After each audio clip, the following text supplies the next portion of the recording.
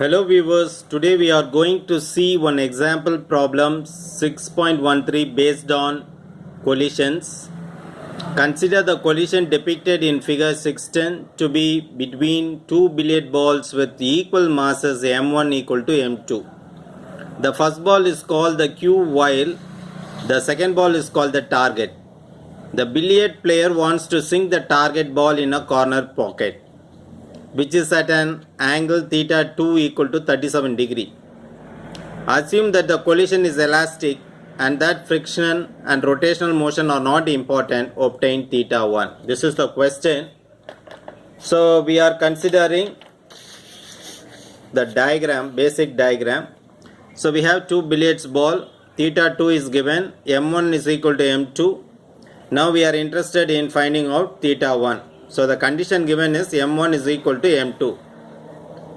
So therefore what we have is, from momentum conservation, since the masses are equal, v1i is equal to v1f plus v2f, because this is m, here also m, here also m, because m1 is equal to m2 is equal to m. Therefore m will get cancelled. Therefore we can equate the velocity. So v1i is equal to v1f plus v2f. Now squaring both sides, v1i square is v1f plus v2f into v1f plus v2f. This is a dot product, so it's a vector multiplication. So a squared v1f squared plus v2f squared plus 2ab v1f plus v2f.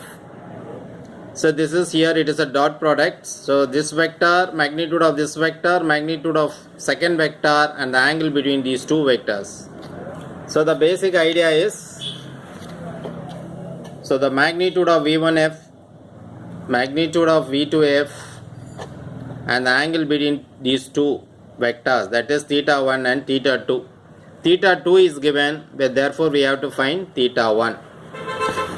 So basically this equation is a dot product. Okay. Now if you expand, you will be having v1f squared plus v2f squared plus 2 magnitude of v1f, magnitude of v2f, and the angle between these two vectors is cos theta 1 plus theta 2. Theta 2 is given as 37 degree. And since we have m1 is equal to m2, the kinetic energy is half mv squared, masses are equal, half gets cancels out. Therefore v1i square is equal to v1f square plus v2f square. If we compare these two equations, this term is missing here because we have v1f square, v2f square. So the next term has to be 0. That means this term has to be 0.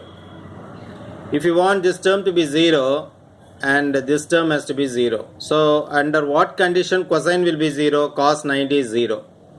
Therefore theta 1 plus 37 degree should be equal to 90. Then only cos 90 will be 0. Therefore theta 1 plus 37 degree equal to 90. Therefore theta 1 equal to 53 degrees. This is the answer for that problem. Hope you have understood this problem. Thanks for watching. Nandri.